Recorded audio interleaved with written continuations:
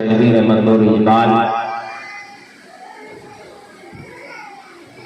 फरमाते हैं कि शुभ तैबा में हुई बढ़ता है बाड़ा नूर का। शुभ तैबा में हुई बढ़ता है बाड़ा नूर का। सदका लेने नूर का आया है तारा नूर का। और मैं गदा तू बादशाह भर दे प्याला नूर का। मैं गदा तू बादशाह भर दे प्याला नूर का। और नूर की दिनदुनी है तेरा डाल सदका नूर का। या रसूल अल्लाह तेरी नस्ले पाक में है बच्चा बच्चा नूर का। या रसूल अल्लाह तेरी नस्ले पाक में है बच्चा बच्चा नूर का। और तू है ऐने नूर तेरा सब घराना नूर का। हजरात 12 रबीउल शरीफ नूर हजरत आमना सैयदा आमना तू ज़हरा रज़ियल्लाहु ताला अन्हा इरशाद फरमाती है कि सुबह का वक्त है, सुबह का टाइम है, सुबह का वक्त है। और मेरे लड़के की आमद है, मुस्तफ़ा की आमद है। और मेरे आंगन में ऐसा लग रहा था कि आसमान के तमाम सितारे मेरे घर की तरफ झुके चले आ रहे हैं। मेरे घर की तरफ आसमान के सितारे झुके चले आ रहे हैं। ऐसा लगता था देखने में कि आसमान का सितारा टूट के मेरे घर के ऊपर गिरेगा।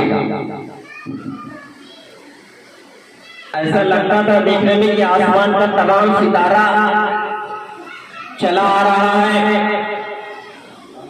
मैं देखती रही और मेरे साहबजादे की आमद का वक्त है। और ऐसा लगता था कि चांद भी मेरे घर की तरफ चला आ रहा है। और देखते देखते हुजूर सल्लल्लाहु ताला अलैहि वसल्लम सुबह सादिक का वक्त है। मेरा लाल दुनिया में तशरीफ ले आया। तो हमने सितारों से कहा आलम तसव्वुर में कि ऐ सितारों तुम मुस्तफा के आंगन में क्या करने आए थे? तुम आमना के आंगन में क्या करने आए थे? तो हर एक सितारा जवाब देगा कि मैं नबी का सदका लेने आया था और मैं नबी का हुस्न का सदका लेने आया था, इसलिए मुझे क़यामत तक चमकना है। मैंने चांद से कहा कि तुम क्या करने आए थे? तो चांद ने कहा कि मैं मुस्तफा के नूर का सदका लेने आया था, मुस्तफा का चेहरे का सदका लेने आया था। उसके बाद सितारा कह रहे हैं कि मैं अपनी मर्जी से नहीं आया था, बल्कि परवरदिगार आलम ने पूरे कायनात को भेजा था। पूरे कायनात को भेजा कि जो मेरा नबी आ रहा है, मेरा नबी के हुस्न का सदका ले लो, मेरा नबी आ रहा है। उसी तरफ आला हज़रत इरशाद फरमाते हैं सितारों की तरफ कि सुबह तैबा में हुई बढ़ता है बाड़ा नूर का। सदका लेने नूर का आया है तारा नूर का। हजरत अब्दुल मुत्तलिब जो हुजूर सल्लल्लाहु ताला अलैहि वसल्लम के दादा है, ये खानाए काबा में खड़े हैं। अचानक क्या देखते हैं कि काबा हजरत आमना के घर की तरफ झुका चला जा रहा है। खानाए काबा हिल रहा है। खानाए काबा ऐसा लगता है कि अपनी जगह छोड़ के हजरत आमना के घर चला जा, हजरत आमना के घर की तरफ झुक रहा है। तो हजरत अब्दुल मुत्तलिब कहते हैं कि ऐ परवरदिगार आलम तूफान नहीं आया, खाना काबा क्यों हिल रहा है? जलजला नहीं आई है, खाना काबा क्यों ध्वस्त कर रहा है? ऐ परवरदिगार आलम, क्या बात है कि कुछ हुआ ही नहीं है? ऐसा लगता है कि आमना के घर की तरफ खाना काबा झुका चला जा रहा है। तो मैं आमना के घर की तरफ जब गया, घर की तरफ जाने के बाद घर के अंदर झुका तो एक चांद सा चेहरा आमना की गोद में मुस्कुरा रहा। आमना के घर गोद में एक चांद सा चेहरा मुस्कुरा रहा। हजरत अब्दुल मुत्तलिब अपने पोते को अपने गोद में ले लेते हैं। गोद में लेने के बाद एक तरफ चांद को देखते हैं कि ऐ आसमां, तेरा चांद हैंडसम है, तेरा चांद खूबसूरत है कि आमना का लाल हैंडसम है, कि आमना का लाल खूबसूरत है। मगर हजरत अब्दुल मुत्तलिब इरशाद फरमाते हैं कि मैं आमना के लाल को देखता हूँ और आसमान का चांद को देखता हूँ तो परवरदिगार आलम का कसम है कि आसमान का चांद आमना के लाल को देख करके अपना मुंह को छुपा रहा। हुजूर सल्लल्लाहु ताला अलैहि वसल्लम सुबह शादी के टाइम आए हैं।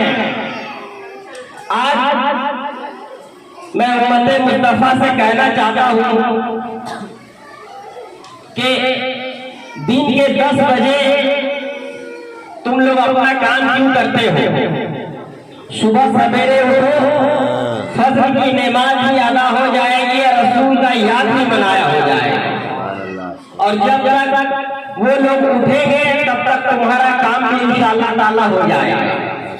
इसलिए उनका पैगंबर हजरत ईसा अलैहिस्सलाम दिन के 10 बजे दुनिया में तशरीफ लाए हैं। इसलिए वो लोग दिन के 10 बजे मार्केट खोलते हैं यहूद नसारा। मगर मेरे मुस्तफा, तुम्हारे मुस्तफा सुबह शादी के टाइम दुनिया में तशरीफ लाए हैं। सुबह शादी के टाइम में उठो, तुम्हारा नमाज भी अदा हो जाएगा, मुस्तफा की याद भी हो जाएगी, मुस्तफा पे दरूद और सलाम का नजराना भी पेश कर दिया जाए।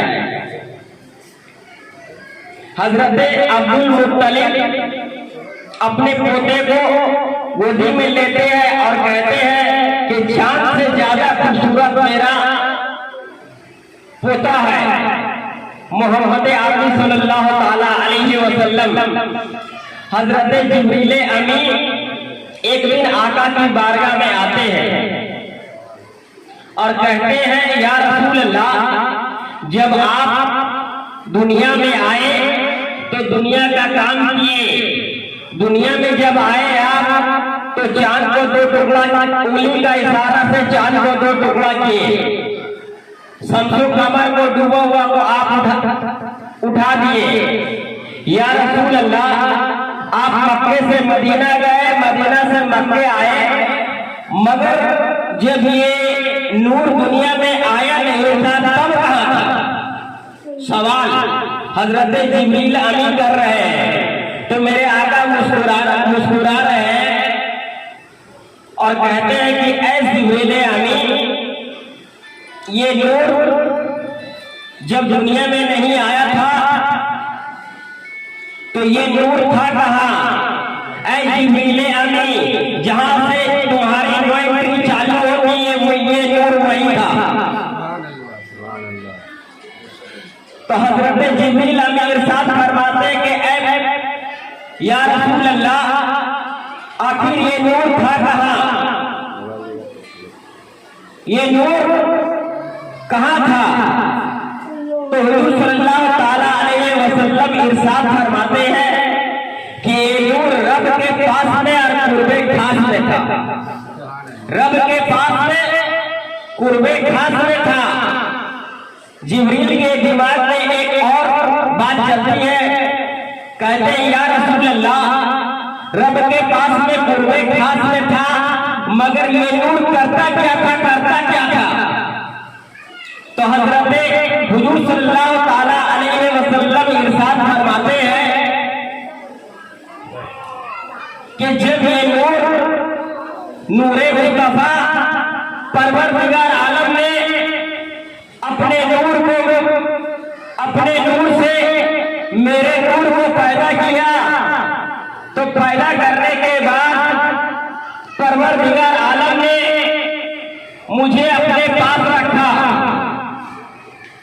जन्नत नहीं थी जो जन्नत में रख देते, जमीन नहीं था, आसमान नहीं थे, सजर बजर हजर नहीं था, लोहो कलम नहीं था, कुछ नहीं था। तो जिब्रील अमीन इरशाद फरमाते हैं कि या रसूल अल्लाह, मैं नीचे बैठ के जब देखता था अर्श की तरफ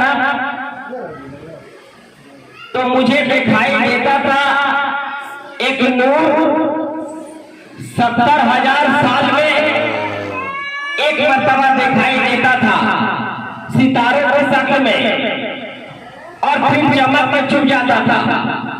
तो आका इरशाद फरमाते हैं कि परवरदिगार आलम जब अपने नूर से मेरे नूर को अलग किया, उसके बाद परवरदिगार आलम का इबादत करना चालू कर दिया। गोया जब तुम नूर को नूरे मुस्तफा को देखते थे कि सितारों की शक्ल में झिलमिला रहा है, सितारों की शक्ल में चमक रहा है, तो वो नूरे मुस्तफा सर को सजदे से उठाता था। एक रकात नमाज अदा होता था, जब सर को सजदे से उठाता था तो नूर की शक्ल सितारों की शक्ल में जगमगाता था जिसे तुम देखते थे, और फिर ये सितारा गायब हो जाता था, 70,000 साल तक का सजदे में चला जाता। तो हजरत जिब्रील अलैहिस्सलाम इरशाद फरमाते, या रसूल अल्लाह, मैंने इस नूर को अपने माथे के निगाहों से देखा जो 70,000 साल में एक मर्तबा चमकता था। हमने उनको 72,000 साल में एक मर्तबा चमकता था, हमने उनको 73,000 मर्तबा चमकते हुए देखा। अब परवरदिगार आलम हुजूर सल्लल्लाहु ताला अलैहि वसल्लम को कितने दिन पहले पैदा फरमाए हैं। पैदा करने वाला खुदा जाने, पैदा होने वाला मोहम्मद जाने। जब अपने नूर से मुस्तफा के नूर को पैदा किया तो अल्लाह तबारक ताला ने नूरे मुस्तफा से ऐलान किया कि तुम मुझे ऐसा देख लो, मैं तुम्हें वैसा, तुम मुझे ऐसा देख लो, मैं तुम्हें ऐसा देख लो। यानी जिस तुम्हें पूरी कायनात के जैसा नहीं देख सकता है, उसी तरीका से तुम मुझे देख लो और तुमको मैं देख लूं। इसलिए पूरी कायनात नूरे मुस्तफा को वैसा नहीं देखा है जैसा परवरदिगार आलम ने देखा। जब नूरे मुस्तफा इंसान की शक्ल में दुनिया में तशरीफ ले आया, तशरीफ लाने के बाद एक दिन, अच्छा ये जमाती लोग भी हैं, ये क्या कहते हैं कि हुजूर सल्लल्लाहु ताला अलैहि वसल्लम के कहने से कुछ नहीं होता। ये लोग कहते हैं ना कि उनके कहने से कुछ नहीं होता, मगर देखिए हम लोगों का ईमान है कि मुस्तफा के कहने से सब कुछ होता है। ये जमाती लोग कहते हैं कुछ नहीं होता, मगर हम लोगों का ईमान है कि मुस्तफा के कहने और चाहने से सब कुछ होता। परवरदिगार आलम ने हुजूर सल्लल्लाहु ताला अलैहि वसल्लम को 50 टाइम का नमाज दिया। कितना टाइम का नमाज दिया? 50 टाइम का नमाज दिया। हुजूर सल्लल्लाहु ताला अलैहि वसल्लम जब नमाज लेके आ रहे हैं तो हजरत मूसा कलीमुल्लाह से मुलाकात हुई। तो मूसा कलीमुल्लाह क्या कहते हैं कि आपकी उम्मत इतनी नमाज नहीं पढ़ पाए। तो आपने क्या किया कि परवरदिगार आलम के बारगाह में फिर गए, आप अर्ज किया कि परवरदिगार आलम मेरी उम्मत 50 टाइम की नमाज नहीं पढ़ पाए। तो परवरदिगार आलम फरमाए ठीक है 5 कम कर दिया जा रहा है, आए हो तो लाज रखा जाएगा।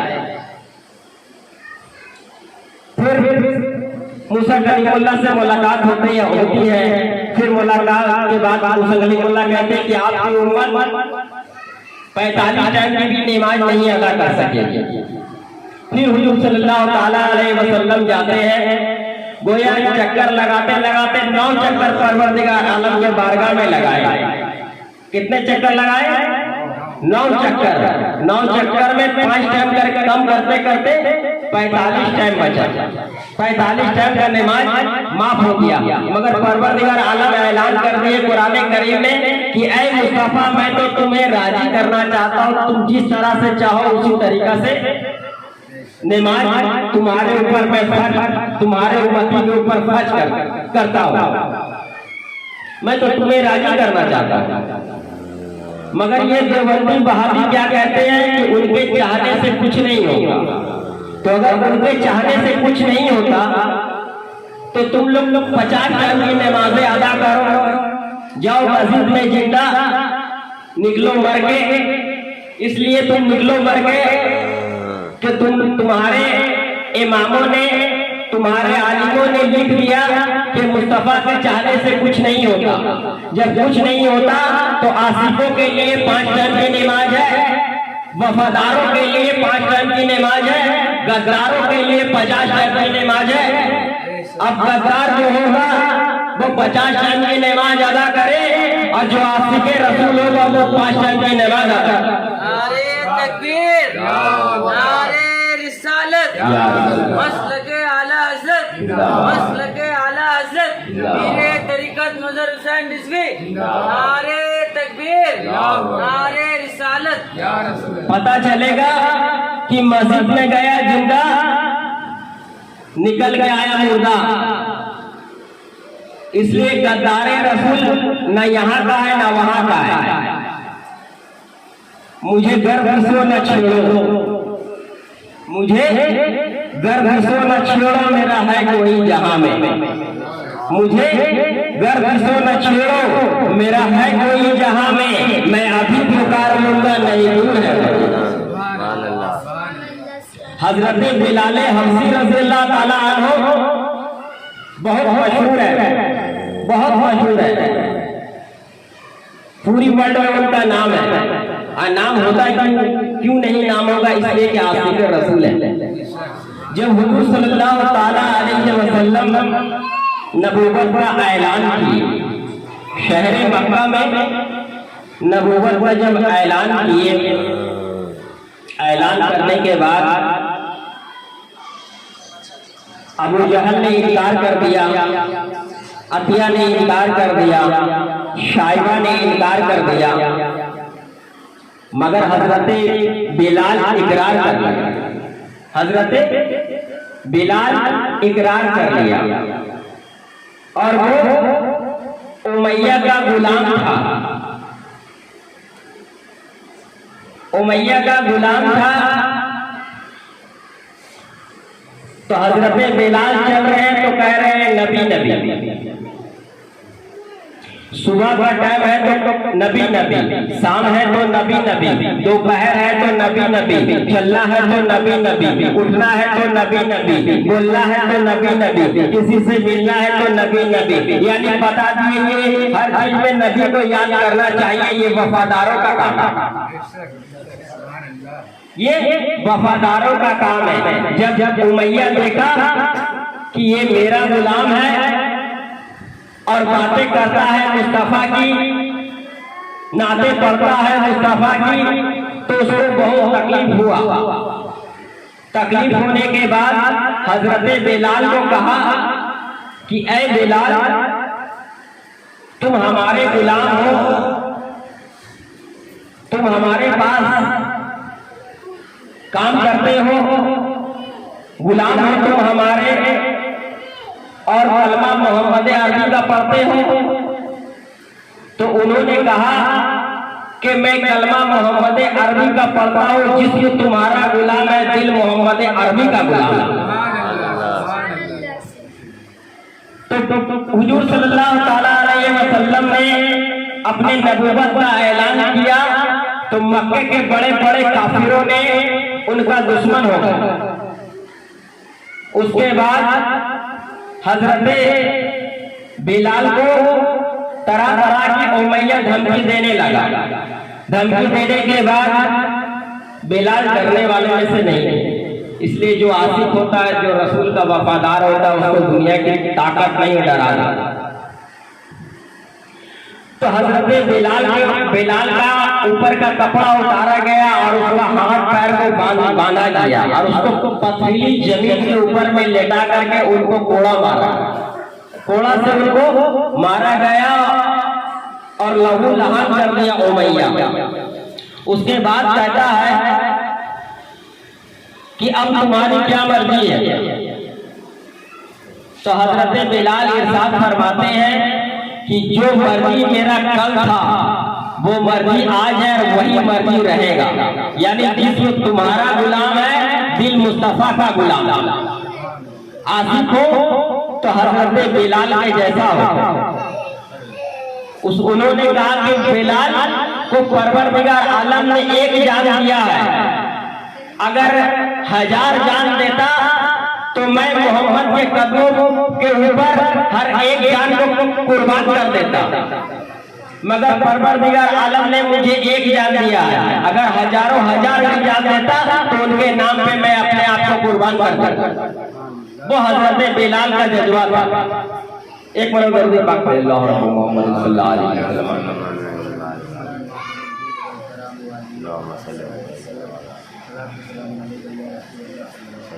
मौलाए कायनात मुर्तजा अली हजरत अली करीमुल्लाह वजह रज़ियल्लाहु ताला अन्हु के साहबजादे का जब तबीयत खराब हुआ तो हजरत फातिमा ज़हरा रज़ियल्लाहु ताला अन्हा से मौलाए कायनात इरशाद फरमाते हैं कि मन्नतें मांग लो। दोनों साहबजादे का तबीयत अलील है, मन्नतें मांग लो, रोजा की मन्नत मांग लो। जितना इबादत ज्यादा होगा उतना अल्लाह का रहमत ज्यादा होगा। तो हजरत फातिमा ज़हरा रज़ियल्लाहु ताला अन्हा ने क्या किया कि 3 रोजा मन्नत में मांग लिए। 3 रोजा मांग लिए। दोनों शहजादे का तबीयत अल्लाह के रहम करम से ठीक हो गया। ठीक हो जाने के बाद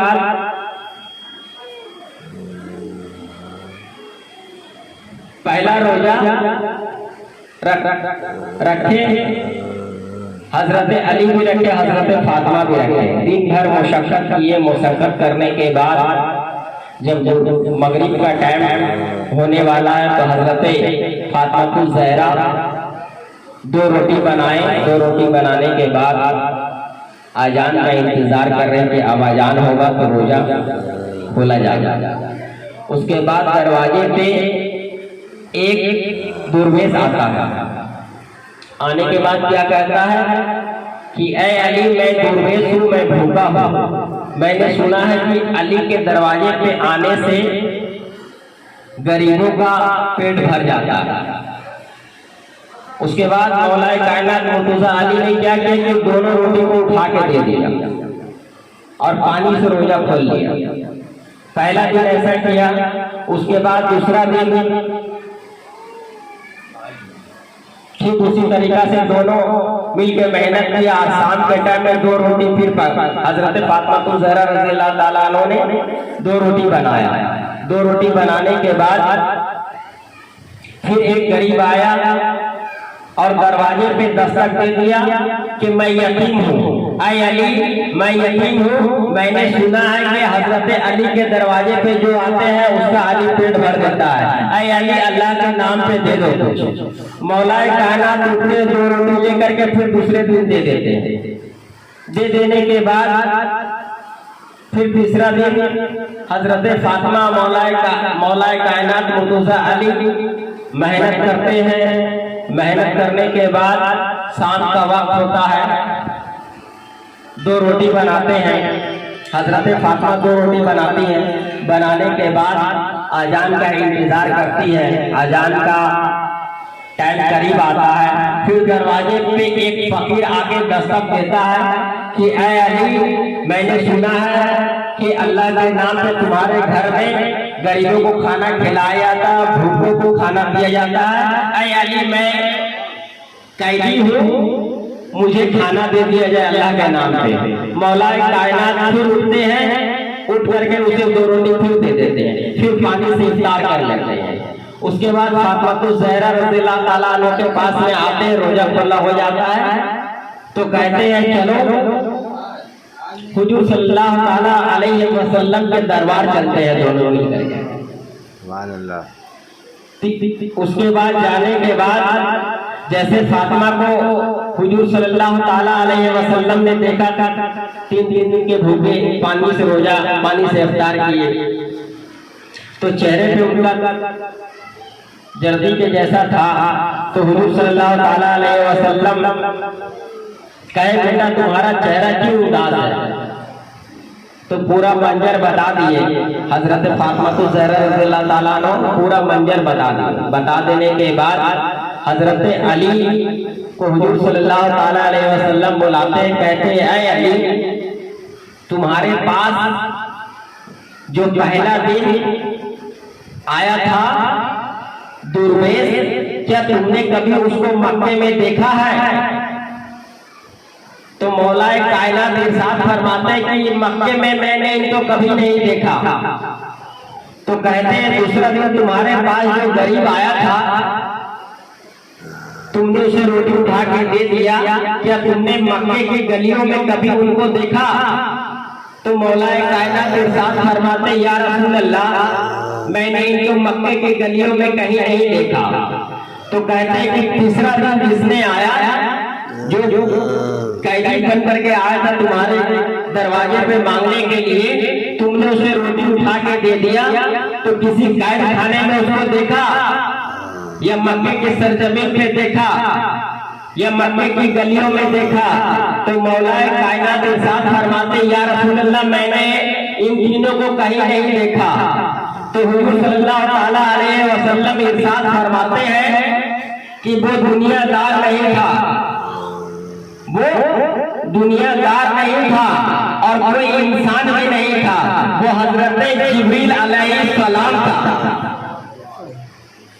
जो तुम्हारा इम्तिहान परवरदिगार आलम का नाम लेकर के ले रहा था और तुम इम्तिहान में पास हो रहे। चलिए, रही कली तो फूल मिलेंगे, जिंदगी रही तो फिर मिलेंगे। बमा अलैना इल्लल बलाग।